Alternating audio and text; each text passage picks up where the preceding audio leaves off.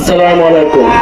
আমার নবীকে নিয়ে যারা যারা কথা বলছে আজকে অনৈতিক ভাবে, ইন্ডিয়ার যে মানুষগুলো আজকে কথা বলছে অনৈতিক ভাবে আমার নবীর নামে বিরুদ্ধে যে কথাগুলো বলছে, এইগুলোর জন্য যে আমাদের আন্দোলন করা উচিত আরো বড় করে।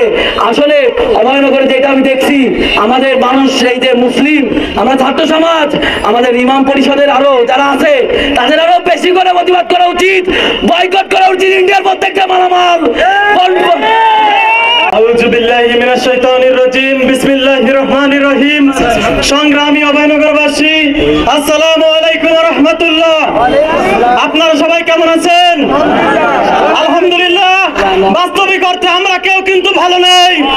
আমাদের পাশের দেশ ইন্ডিয়া সাম্রাজ্যবাদের কালো হাত ছাত্র জনতা যেমন ভেঙে দিয়েছিল, এমন হীন চক্রান্ত যদি তারা করে, তাহলে তাদের এই দুষ্কৃতির কালো হাত বাংলাদেশের মুসলিম জনতা ভেঙে দেবে ইনশাআল্লাহ।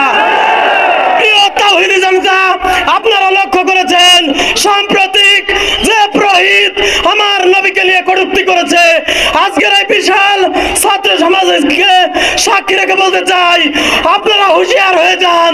যদি হুঁশিয়ার না হয়ে যান, তাহলে ইন্ডিয়াকে ভেঙে চূর্ণ বিচূর্ণ করে দেওয়া হবে ইনশাআল্লাহ। প্রিয় ভাইরা, আজকের এই সমাবেশকে সাক্ষী রেখে বলতে চাই, ইন্ডিয়ার যে সমস্ত উগ্রত্ব বিজেপি, আপনারা মোদির কুলাঙ্গার সন্তান, আপনারা আজকে স্মরণ রাখুন, বাংলাদেশের প্রত্যেকটা মুসলমান শাহাদাতের তামান্না নিয়ে মায়ের উদর থেকে বাংলার জমিনে পা রেখেছে ইন্ডিয়াকে দাঁত ভাঙা জবাব দেওয়ার জন্য। আজকের এই সমাবেশকে সাক্ষী রেখে এমন যদি হীনচক্রান্ত আবারও করে, সকলেই কাফনের কাপড় মাথায় বেঁধে রাজপথে নামার প্রস্তুতি এবং আহ্বান জানিয়ে আমি আমার কথা শেষ করছি। ওমা তৌফিক ইল্লা বিল্লাহ। আসসালামু আলাইকুম ওয়া রাহমাতুল্লাহ।